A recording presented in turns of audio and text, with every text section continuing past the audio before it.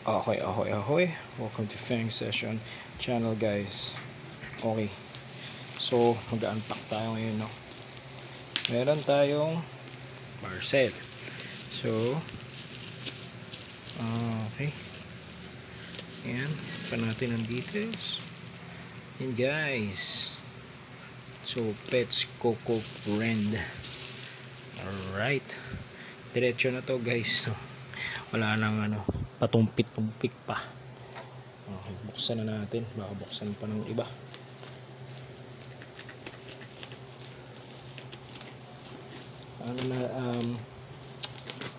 Order na tayo ng substrate, guys, kasi wala na rin eh. Ubus na rin ang ating supply. So, buti na lang andyan si Pets Coco Friend para sumuporta sa ating mga hilig, no? Sa ating hobby. Okay, so for quality, okay, ang quality supplies, guys, visit nyo sila sa Shopee para ma-check nyo yung mga gamit or yung mga kailangan nyo, guys, dun sa kanilang store, no? Alright, so yan, pinaklat na natin, guys. Mabilis ang unpacking lang to. Unpacking, nakakarton, talagang naka what you call this, safe na safe, guys. Okay, so yan. Tapos yan, shoutout din, salamat din, guys, salamat din sa Pets Coco Friend kasi nakapagpagawa tayo ng sticker sa kanya, no? Ng ating personalized sticker. Okay, so eto nga po,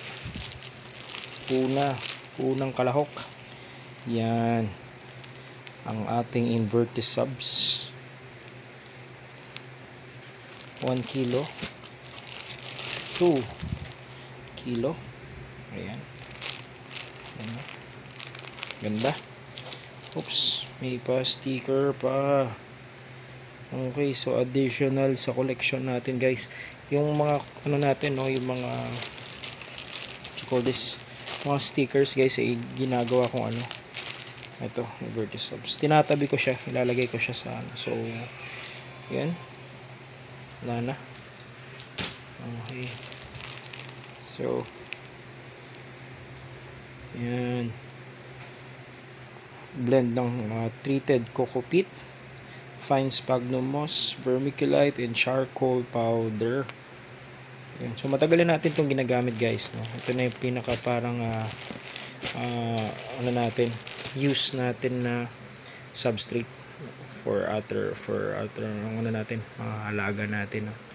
So yan, Pets Coco Friend. Okay, focus. Yan. Oops, masyado maliwanag. Okay, ayan. So parang to, no, lizard, bearded, tama ba ako, guys, or some siya, no, some kind of lizard. Okay, so yan lang, mabilis ang unpacking lang, guys, para sa ating maintenance and needs sa mga alaga, no? Again, Pets Coco Friend, guys. Ayan, may QR code sila, scan nyo na, guys. Ayan, so maraming salamat, Pets Coco Friend. Yun, please do like, share, and subscribe, guys. Happy keeping. Ahoy, ahoy, ahoy. Fang Session channel signing out. Bye bye.